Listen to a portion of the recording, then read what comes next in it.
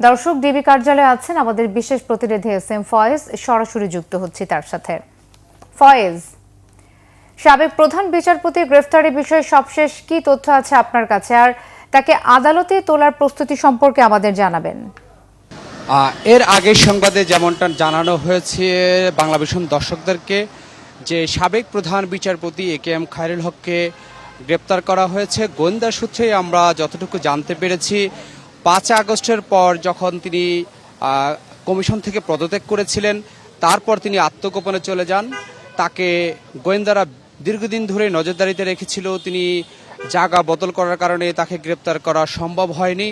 তবে গোপন সূত্রে খবর পেয়ে ডিবির একটি চৌকস দল তাকে আজ ধানমন্ডি তার নিজ বাসা থেকে গ্রেপ্তার করে ডিবি কার্যালয়ে নিয়ে আসা হয়।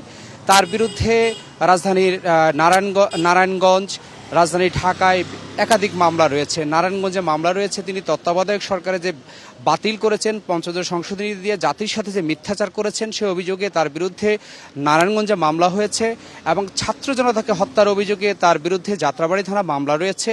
এছাড়া রাজধানীর শাহবাগেও তার বিরুদ্ধে মামলা রয়েছে। তাকে ডিবি কার্যালয়ে রাখা হয়েছে। তাকে কোন মামলায় গ্রেপ্তার দেখানো হবে এখন পর্যন্ত কোনো ধরনের সিদ্ধান্ত আমরা জানতে পারিনি। আমরা গণমাধ্যম কর্মীরা অপেক্ষা করছি কখন তাকে কোন মামলা গ্রেপ্তার করা হয়। তবে যতটুকু আমরা জানতে পেরেছি, সূত্র আমাদেরকে যতটুকু জানিয়েছে বা আমরা যতটুকু জানতে পেরেছি, তাকে আজকে আদালতে উঠানো হবে এবং কোন মামলায় গ্রেপ্তার দেখানো হবে সেটা তখনই বলা যাবে।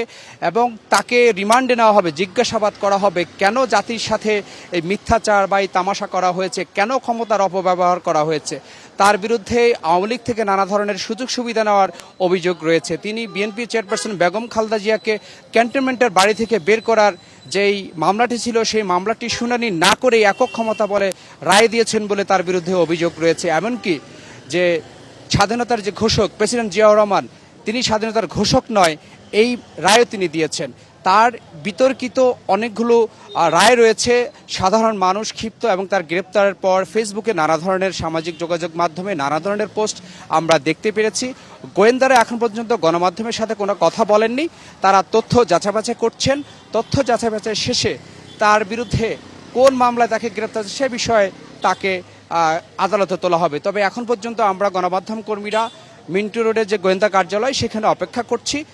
যখনই গোয়েন্দারা আমাদের সাথে কথা বলবেন তখন আমরা বাংলাভিশন দর্শকদেরকে একবারে সাবেক প্রধান বিচারপতি খায়রুল হক, যাকে একেবারে তার সিনিয়র অনেককে বাদ দিয়ে যাকে আওয়ামী লীগ সরকার বিচারপতি বানিয়েছেন এবং তিনি সুযোগ সুবিধা নিয়েছেন এবং সরকারের আজ্ঞাবহ হয়ে কাজ করেছেন, সেই বিষয়ে আমরা খোলাসা করতে পারবো। এই ছিল আমার কাছে মিন্টু রোড থেকে একেবারে সবশেষ তথ্য।